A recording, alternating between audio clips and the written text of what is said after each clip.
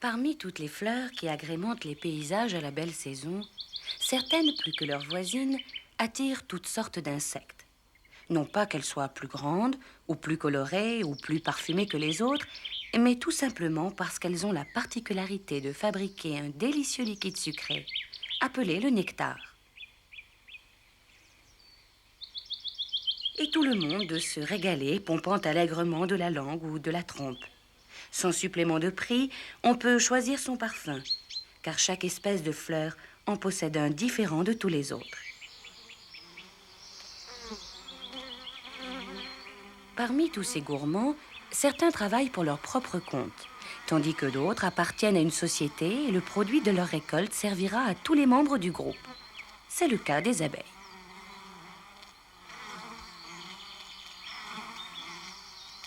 Les colonies d'abeilles vivent soit de manière indépendante, dans les trous des vieux arbres par exemple, soit en utilisant comme abri les ruches, habitations que l'homme met à leur disposition en échange de quelques menus services dont nous reparlerons. Chacune des ruches contient une famille, une société qui compte 30, 40 ou 50 000 abeilles, ouvrières pour la plupart. Certaines d'entre elles travaillent à l'extérieur, mais l'essentiel de leur activité se déroule dans le secret et la pénombre, à l'intérieur de la ruche.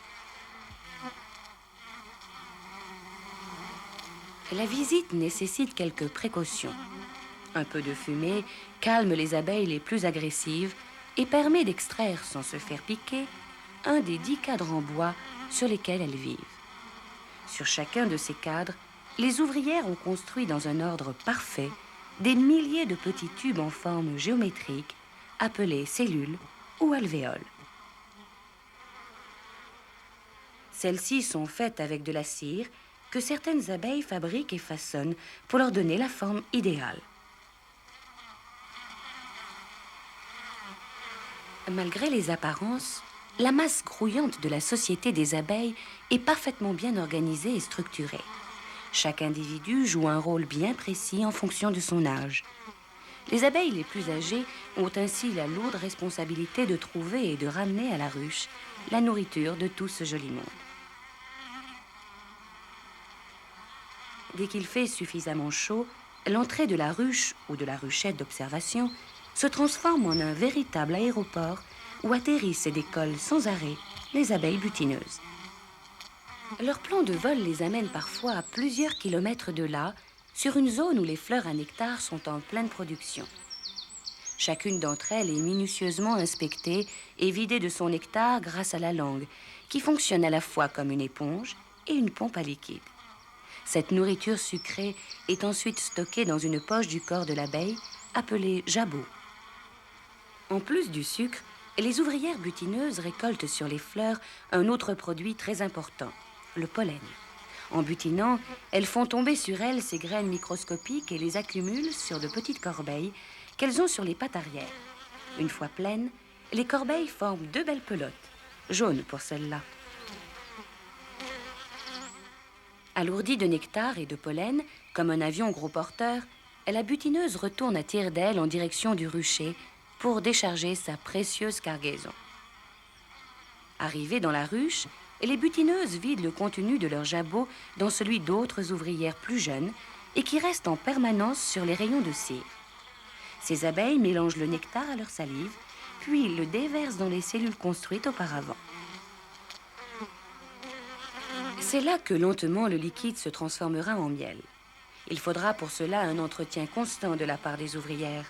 Tous les jours, elles évaporent l'eau en surplus, apportant un peu de salive pour transformer les sucres jusqu'au jour où le miel est à point. À ce moment-là, les abeilles ferment les alvéoles avec un petit bouchon de cire. Le pollen est stocké de la même façon. Déchargé par la butineuse, ce sont les ouvrières de l'intérieur qui le tasseront au fond des alvéoles. Les abeilles sont aussi les championnes de la communication. Elles se parlent par les antennes, par les odeurs, mais aussi par des danses.